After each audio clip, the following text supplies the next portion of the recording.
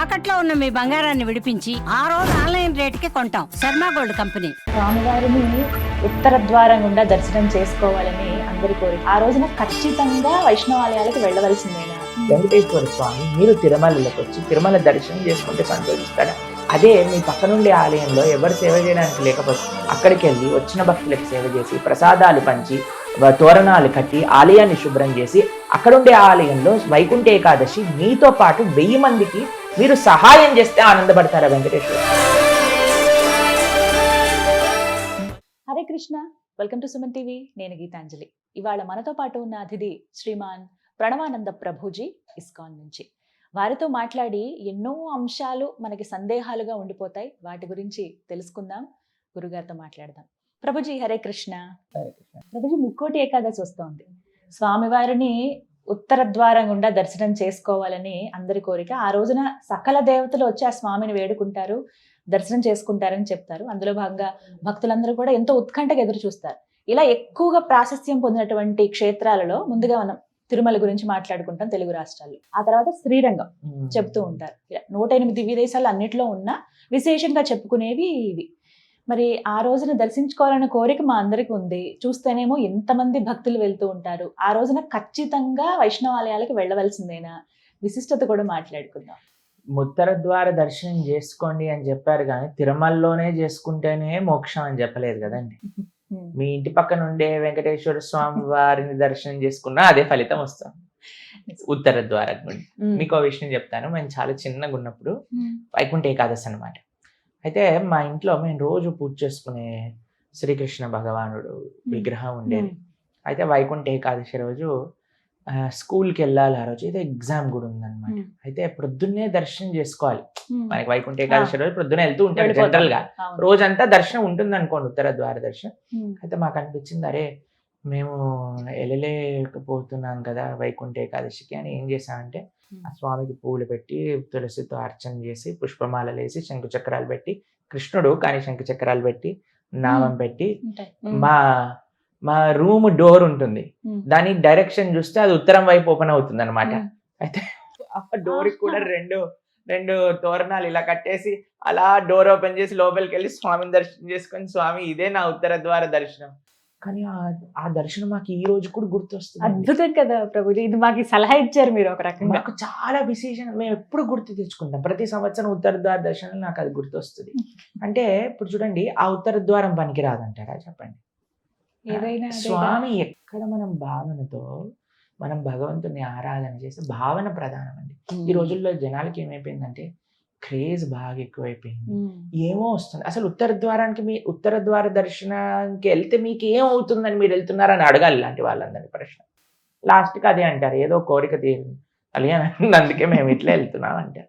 దానికోసం వెళ్ళకండి. భగవంతుడి యొక్క సౌందర్యాన్ని, భగవంతుడి యొక్క కృపని, భగవంతుడి యొక్క ఆ విశేషమైన దయని ఒక అసురుడు, అయ్యా ఈ రోజు ఎవరైనా నీ దర్శనానికి వస్తే వారికి నువ్వు ముక్తినివ్వు అని ప్రార్థన చేస్తే, ఆ రాక్షసుడిని కూడా భగవంతుడు అనుగ్రహించడానికి, రాక్షసుడి యొక్క కోరికని కూడా తీర్చడానికి భగవంతుడు అంత సౌలభ్యంగా ఉత్తర ద్వారం నుంచి దర్శనమిస్తున్న భగవంతుడి యొక్క కృపని ఆస్వాదించడానికి మనం వెళ్ళాలి.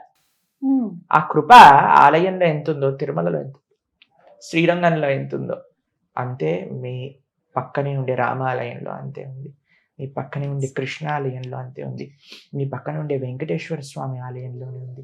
ఇంకా చెప్పాలంటే మన ఇంట్లో ఉండే భగవన్ మూర్తులలో కూడా అంతే ఉంది.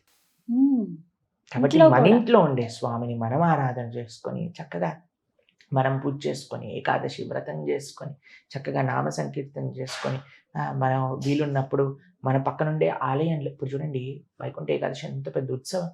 ఎన్ని పక్కనుండే ఆలయాల్లో, వైష్ణవ ఆలయాలు ఎంత సేవలు ఉంటాయి.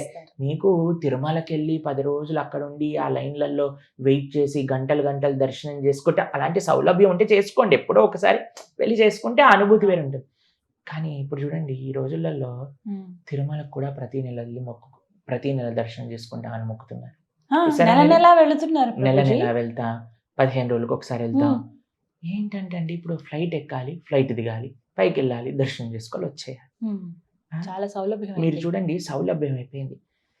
ప్రతి నెల దర్శనం చేసుకున్నప్పుడు ఉండే మన భావన, సంవత్సరానికి ఒకసారి అంత కష్టపడి నడుచుకుంటూ పైకి వెళ్ళి క్యూ లైన్లలో వెయిట్ చేసి క్యూ లైన్లే ఏం లేదు, టకా లోపలికి వెళ్ళిపోతా, శ్రీవాణి టికెట్ అలా ఇలా సౌలభ్యం అనుకోండి, అవును. వెళ్ళి దర్శనం చేసుకుని వచ్చేస్తున్నా. కానీ మనకు కావాలేంటి, ఎన్నిసార్లు దర్శనం చేసుకున్న దాన్ని బట్టి నీకు పాయింట్స్ పడతాయా? ఎంత ప్రేమతో ఒక్కసారి నువ్వు దర్శనం చేసుకున్న దాన్ని బట్టి పాయింట్ వేస్తాడా? భగవంతుడి పాయింట్ ఆఫ్ వ్యూ నుంచి ఆలోచించండి మీరు. ప్రేమ భక్తే. మీరు చూడండి, వెంకటేశ్వర స్వామిని ఆలోచన చేద్దాం. వెంకటేశ్వర స్వామి మీరు తిరుమలలోకి వచ్చి తిరుమల దర్శనం చేసుకుంటే సంతోషిస్తాడా? అదే మీ పక్కనుండే ఆలయంలో ఎవరు సేవ చేయడానికి లేకపోతే అక్కడికి వెళ్ళి వచ్చిన భక్తులకి సేవ చేసి, ప్రసాదాలు పంచి, తోరణాలు కట్టి, ఆలయాన్ని శుభ్రం చేసి, అక్కడుండే ఆలయంలో వైకుంఠ ఏకాదశి మీతో పాటు 1000 మందికి మీరు సహాయం చేస్తే ఆనందపడతారా వెంకటేశ్వర స్వామి? కాబట్టి మనము లెట్ us బి ప్రాక్టికల్. నాకు ఆ శక్తి ఉంది, నాకు ఇది ఉంది, నువ్వు వెళ్ళు, తప్పకుండా దర్శనం చేసుకో. నాకు మోకాల నొప్పి, నడుము నొప్పి, ఎవ్వరు సహాయం లేదు, అయినా సరే నేను వెళ్తాను వైకుంఠ ఏకాదశికి, అక్కడికే వెళ్తాను, క్యూ లైన్లలో ఇది చేస్తాను. మళ్ళీ బయటకు వచ్చి అమ్మా ప్రాణాలు ఎట్లా బతికినాయో తెలియదు, బయటకు వచ్చేసిన అలా చెప్తారు. అట్లా చెప్తారు తెలుసా? మళ్ళీ నిందిస్తారు కూడా. ఇప్పుడు చూడండి, మీరు మీ సౌలభ్యం బట్టి మీరు ఒక లైన్ లో ఉన్నారు, ఇంకొకళ్ళకి ఇంకొక సౌలభ్యం బట్టి ఇంకో లైన్ లో వెళ్తారు, ఇంకొకళ్ళు ఏ లైన్ లో లేకుండా డైరెక్ట్ గా నడుచుకుంటారు. వాళ్ళని ఎందుకు పంపిస్తున్నారు? ప్రతి ఫెస్టివల్ లో మీరు చూడండి ఈ గొడవలు ఉంటాయి. న్యూస్ ఛానల్ వాళ్ళందరూ వెళ్తే చూసారా, మాకు ఈ ఏర్పాట్లు చేయలేదు, వీళ్ళని పంపించారు, మేము లైన్లలో. ఎందుకండి ఇవన్నీ కొట్లాట? అక్కడ ఉండి ఆధ్యాత్మిక వాతావరణాన్ని పాడు చేస్తున్నట్టు కాదని చెప్పండి అనవసరంగా మనం వెళ్ళి. ఇంకొక విషయం చెప్తాను, ఇలాంటి పండగల పూటలు మీరు దర్శనానికి వెళ్ళాలనుకుంటే ఏ ఎక్స్పెక్టేషన్ పెట్టుకోకండి. 10 రోజులు కాదు, 15, 20 రోజులైనా పర్వాలేదు, నేను స్వామి దర్శనం చేసి తీరుతా అని అనుకుంటే వెళ్ళండి. లేదు నాకు ఈ ఫెసిలిటీ కావాలి, ఆ ఫెసిలిటీ కావాలి, ఎన్ని వేల మందికి, ఎన్ని లక్షల మందికి ఎంత ప్రయత్నం చేసినా సరే ఎక్కడో ఒక చోట త్రుటి ఉంటుంది కదండి. దాన్ని అర్థం చేసుకునే స్వభావం ఉంటే వెళ్ళండి. లేదు మాకు ఆ ఓపిక లేదు, సహనం లేదంటే మీ ఇంటి పక్కన రామాలయంలో భజన చేసుకోండి, చక్కగా పూజారి గారికి హెల్ప్ చేయండి, ఆలయాన్ని క్లీన్ చేయండి, 10 మందికి ప్రసాదం పెట్టండి, దానం దక్షిణ చేయండి, చాలు, వైకుంఠ ఏకాదశి పుణ్యఫలం వస్తుంది. కాబట్టి ఎప్పుడైనా మీరు తిరుమల వెళ్ళారనుకోండి, వైకుంఠ ఏకాదశి రోజు ఎక్కడికి వెళ్ళకుండా అక్కడే కూర్చొని, ఇంట్లో కూర్చొని చక్కగా దర్శనం చేయండి.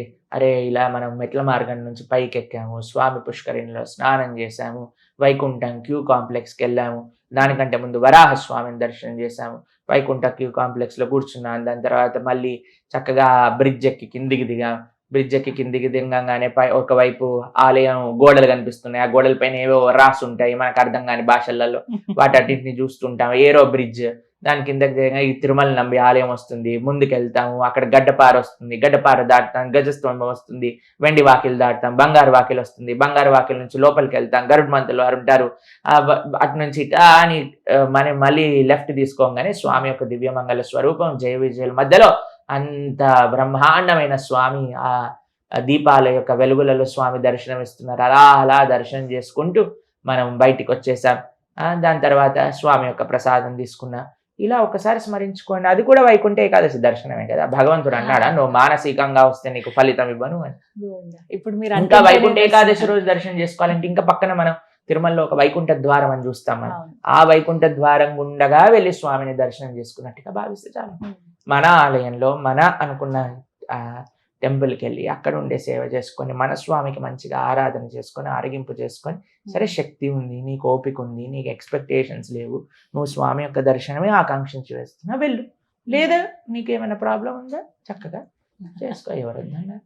ఎంత చక్కగా చెప్పారు ప్రభుజీ. ఇప్పుడు మీరు చెప్తుంటేనే నాకు రీసెంట్ గా వెళ్ళాను, అదే జ్ఞాపకం వచ్చింది. బాబుని ఎత్తుకుని చూపించాను దేవుడు అని, ఆయన కూడా గోవిందా గోవిందా అంటూ అది చేయడం, అదే జ్ఞాపకం వచ్చింది. ధన్యవాదాలు. మరొకసారి గుర్తు చేశారు ఆ మూమెంట్స్ అని. ఎందుకంటే చూసి వచ్చిన మరుక్షణమే మర్చిపోతాం, మళ్ళీ చూడాలన్న భావన కలుగుతుంది. భక్తులను ఎప్పుడైతే దర్శనం చేసుకొస్తే వెంటనే అడుగుతాను, ఏ రంగు పూలమాలలు వేసుకున్నారు వెంకటేశ్వర స్వామి, ఏ రంగు పంచ కట్టుకున్నారు. ఇలా నెక్స్ట్ టైం చెప్పాను, ఈసారి జాగ్రత్తగా చూసిరండి అంటే వారు దర్శనం చేస్తుంటేనే స్వామిని మొత్తం చూసేశారనమాట. ఆ లైన్లోనే ఏమేమి స్వామి దర్శనం చేసుకున్నారు మొత్తం చూసేసారు. బయటికి రాగానే ప్రభుజీ నేను చెప్పనా ఏ ధోతి వేసుకున్నారో అని చెప్పున్నానా అని అంటే రెడ్ కలర్ ధోతి వేసుకున్నారు ప్రభుజీ, ఈ మాలలు వేసుకున్నారు, ఆ మాలలు వేసుకున్నారు. ఈ దర్శనం జరిగి 5 సంవత్సరాలు అయింది, ఇప్పటికీ ఆయన ఆ దర్శనం మర్చిపోడండి. అలా చూడాలి స్వామి వారిని ఒక్కసారి చూసామా, ఒక్క సెకండ్ ఇందాక మన ఒక్క సెకండ్ కాదండి, ఎంతసేపు చూసామని కాదు, ఎంత మనసులోకి నింపుకున్నామా భగవంతుడిని, అది ముఖ్యం. ఆ నింపేసుకోండి, హృదయంలో పెట్టుకోండి. వెంకటేశ్వర స్వామి ఇంటికి తీసుకొచ్చేసేయండి, రోజు చూసుకోండి, ఏం ప్రాబ్లం. నిజం అది. మానసిక తిరుమల దర్శనం అది మీరు ఎప్పుడూ చెబుతూ ఉంటారు. మరొకసారి మాతో ఇప్పుడు చేయించారు, అది చాలా సంతోషం. హరే కృష్ణ ప్రభుజీ.